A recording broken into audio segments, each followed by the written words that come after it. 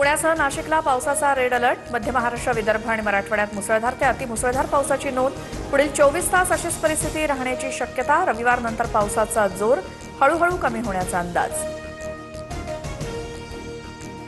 पुण्यातील मुसळधार पावसामुळे खडकवासला धरणाचे सर्व 11 दरवाजे उघडले. यंदाचा सर्वाधिक मोठा विसर्ग.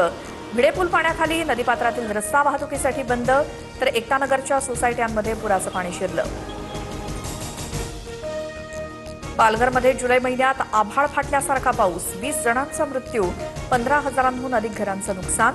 अनेक संसार पाण्याखाली. पूरग्रस्त कुटुंबियांना आतापर्यंत 4.5 कोटी रुपयांच्या मदतीचं वाटप. हजारो कुटुंब अजूनही मदतीच्या प्रतीक्षेत. जंतर मंतरवरील पोलिसांविरोधात चुकीचं नरेटिव्ह पसरवलं. वडील घरी आले तेव्हा गणवेश रक्तानं माखलेला होता.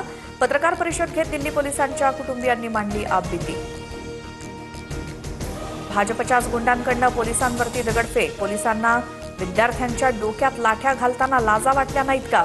दिल्ली पोलिसांच्या कुटुंबाच्या आरोपानंतर अभिजित दिपके आक्रमक. एफडीए अधिकाऱ्यांनी मंत्रालय आणि विधान भवनाच्या कॅन्टीनबाबत तयार केलेला 98% अहवाल खोटा. स्वच्छतेबाबत अनेक त्रुटी.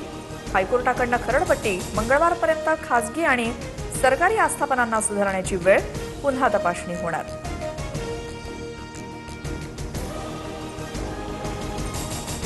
मंत्रालयाच्या उपहारगृहाचा परवाना निलंबित करा किंवा केळींवरती काळे डाग आहेत म्हणून केलेली कारवाई रद्द करा.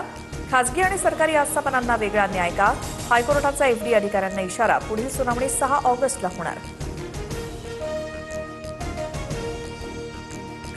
भिवंडी इमारत दुर्घटनेत दोषींवरती फौजदारी कारवाई होणार. सूचना देऊनही लोक धोकादायक इमारती रिकामे करत नाहीत. हे दुर्दैव. दोषींवरती कठोर कारवाई होणार. मुख्यमंत्री फडणवीसांचे आदेश.